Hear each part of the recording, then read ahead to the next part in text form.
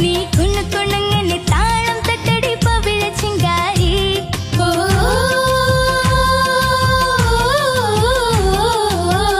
ഹേ രസിയ രസിയ മെഹറുബാ മെഹറുബാ പുതുക്ക പെണ്ണേ മെഹറുബാ പട്ടുകൊട്ട പൊന്നു നിന്റെ മഹർ മെഹറുബാ നിന്റെ പകിട്ടിലെ കണ്ണ് വെക്കണ പുതുമണവാളൻ.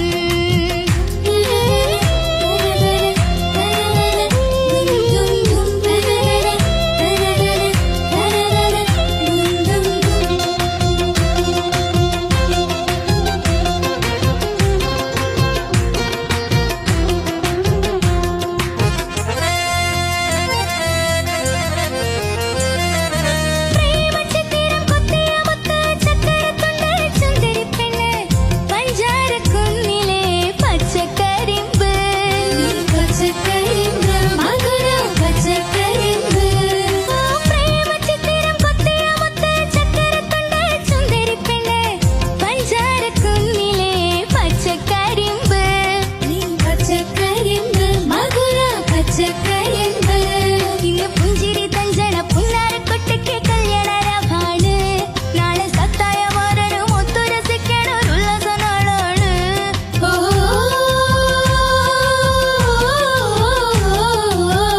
ഹേ രസിയ ഹേ രസിയ മെഹറുബാ മെഹറുബാ പുതുക്ക പെണ്ണേ മെഹറുബാ പട്ടുകൊട്ട പൊന്നു നിന്റെ മഹർ മെഹറുബാ നിന്റെ പകിട്ടിലെ കണ്ണ് വെക്കണ പുതുമണവാളൻ. ഹേ രസിയ ഹേ രസിയ ഹേ രസിയ മെഹറുബാ മെഹറുബാ പുതുക്ക പെണ്ണേ മെഹറുബാ പട്ടുകൊട്ട പൊന്നു നിന്റെ മഹർ മെഹറുബാ നിന്റെ പകിട്ടിലെ കണ്ണ് വെക്കണ പുതുമണവാളൻ.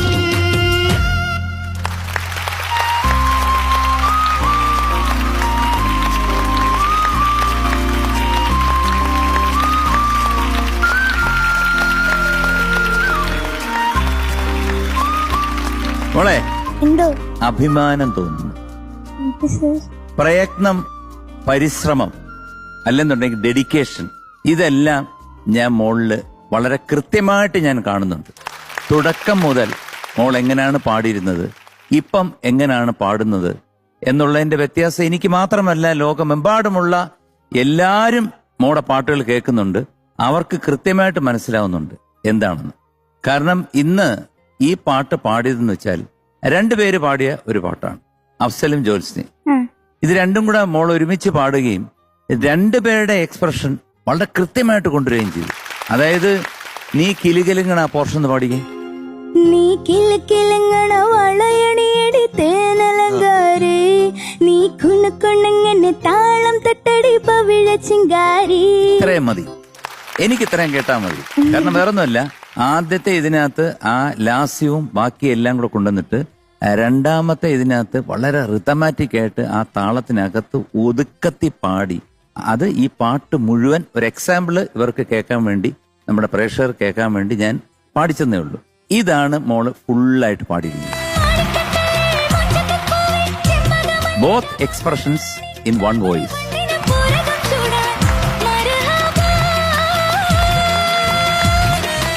കമൽ എന്ത് പറയുന്നത് കേട്ടിട്ട്? ഞാനിങ്ങനെ വണ്ടർ അടിച്ചിരിക്കുക. കാരണം ഇപ്പൊ ശ്രീകുട്ടൻ പറഞ്ഞ തന്നെയാണ് കാര്യം. രണ്ടുപേരും പാടിയ ഇത് പാട്ട് കുട്ടി ഒറ്റക്ക് പാടുന്ന പറയും, അതും അഫ്സലിന്റെ ഒക്കെ ആ ഒരു ശ്രുതിയിൽ എടുത്തിട്ട് പെട്ടെന്ന് ഈ ലാസ്യമൊക്കെ വന്നിട്ടുള്ള ആ ഭാവം ഇപ്പൊ മോളുടെ മുഖത്തുണ്ട്, ശബ്ദത്തിലുണ്ട്, എല്ലാത്തിലുണ്ട്. അത് മനോഹരമായിട്ട് സത്യത്തില് വളരെ എക്സ്പീരിയൻസ്ഡ് ആയിട്ടുള്ള സിംഗേഴ്സിന് മാത്രം കഴിയുന്ന ഒരു കാര്യമാണ്. നിങ്ങളൊക്കെ ഞങ്ങൾ എങ്ങനെയാണ്, ഞാനൊന്ന് എഴുന്നേറ്റ് നിന്നിട്ട് കാരണം അത്ര മനോഹരമായിരുന്നു. ഒരു പാട്ട് പാടി കഴിഞ്ഞ ഉടനെ ഇവരൊക്കെ എഴുന്നേറ്റ് വന്നു. അപ്പൊ എഴുന്നേൽക്കാനുള്ള മടി കൊണ്ട് ഞാനിരുന്നു. പക്ഷെ ഇനിയെങ്കിലും എഴുന്നേറ്റില്ലെങ്കിൽ ശരിയാവില്ല. കാരണം മോളെ പോലൊരു കുട്ടി ഇങ്ങനെ, പ്രത്യേകിച്ചും ഞങ്ങൾ ഉണ്ടാക്കിയ പാട്ട് ജയനും കൈതപ്രവും ഞാനും കൂടി ഞാൻ ഓർക്കണം, കുറ്റിപ്പുറത്തെ ഗസ്റ്റ് ഹൗസിൽ ഇരുന്നിട്ട് നമ്മൾ ഈ പാട്ട് ഉണ്ടാക്കിയ ഒരു പകല് ഞങ്ങൾ ഓർക്കുകയാണ്. അപ്പൊ അവിടെ നിന്ന് തുടങ്ങിയിട്ട് ഇപ്പൊ കുറെ വർഷങ്ങൾ കഴിഞ്ഞ് മോളുടെ ശബ്ദത്തിൽ കൂടി ഇങ്ങനെ വീണ്ടും അത് കേട്ടപ്പോ സത്യത്തിൽ എന്റെ കണ്ണു നിറഞ്ഞു. അതാണ് ആത്മാർത്ഥമായിട്ട് പറയാണ്, വളരെ മനോഹരമായിട്ടുണ്ട്. ഒരുപക്ഷെ ഞാൻ ഈ ഫ്ലോറിൽ വന്ന് ഈ പരിപാടിയിൽ പങ്കെടുക്കാനായിട്ട് എനിക്ക് കിട്ടിയ ഒരു സുദിനം എന്ന് തന്നെ പറയാം. അത് ഈ പാട്ടുകൊണ്ട് പൂർണ്ണമായി എന്നുള്ളതാണ് സത്യം. ബാക്കി എല്ലാ സിംഗേഴ്സും നന്നായിട്ട് പാടി. പക്ഷെ എനിക്കെന്തോ തീർച്ചയായിട്ടും നമ്മുടെ ഒരു ആത്മബന്ധമുള്ള പാട്ടുകൾ ആയതുകൊണ്ട് കൂടി ആയിരിക്കാം ഹൃദയത്തിൽ നിൽക്കുന്നുണ്ട് തീർച്ചയായിട്ടും ഈ ദിവസം, ഇന്നത്തെ ദിവസം ഈ പാട്ട് കൂടി ഒരിക്കൽ കൂടി ഞാൻ ഈ സമയത്ത് എല്ലാവർക്കും സിംഗേഴ്സും ഓഫ് കോഴ്സ് അവരിവിടെ ഇല്ലെങ്കിലും ഓക്കെ മോളെ, all the best. Thank you sir, thank you. ഈ പാട്ട് എന്ന് പറയുന്നത് അന്നും ഇന്നും എന്നും അത് കമൽ സാറിനുള്ള ഡെഡിക്കേഷനാണ്. അന്ന് വരെ എനിക്ക് ഇത്തരം അവസരങ്ങളൊന്നും കിട്ടിയിരുന്നില്ല. അതായത് ഞാൻ എക്സ്പെരിമെന്റലായിട്ട് കാണുന്ന ജനസുകളിൽ പാട്ട് ചെയ്യാനായിട്ടുള്ള അവസരം കിട്ടാതിരുന്ന ഒരു സമയത്ത് ഒരു ദിവസം കമൽ സാറിന്റെ വിളി വന്നു. അദ്ദേഹം പറഞ്ഞു, കുറ്റിപ്പുറത്ത് വരണം, അവിടെ ഇരുന്ന് നമുക്ക് ചെയ്യാം. അങ്ങനെയാണ് ഞാൻ പെരുമഴക്കാലത്തിന്റെ സംഗീത സംവിധായകനായിട്ട് വരുന്നത്. ആദ്യം കമ്പോസ് ചെയ്ത പാട്ട് തന്നെ മെഹർബ ആണ്. അത് കഴിഞ്ഞിട്ടാണ് പിന്നെ ചെന്താർമിഴി എന്നുള്ള പാട്ട് ചെയ്തു. പിന്നെ കല്ലായി കടവത്തെ എന്ന് പറഞ്ഞ പാട്ടുണ്ട്. പിന്നെ വേറൊരു പാട്ടും കൂടെ ചെയ്തിട്ടുണ്ടായിരുന്നു. പക്ഷെ അത് സിനിമയില് ഒരു ആലോലം പൂവേ എന്ന് പറഞ്ഞിട്ട് ഒരു നല്ല പാട്ട്, താരാട്ട് പാട്ടാണ്, ചിത്രശീച്ചി പാടിയത്. അപ്പൊ അങ്ങനെ കമൽ സാറിന്റെ ഒരു പ്രസൻസിൽ ഇന്ന് മോക്ക് പാടാൻ പറ്റിയത് വലിയൊരു അനുഗ്രഹമായിട്ട് ഞാൻ കാണും.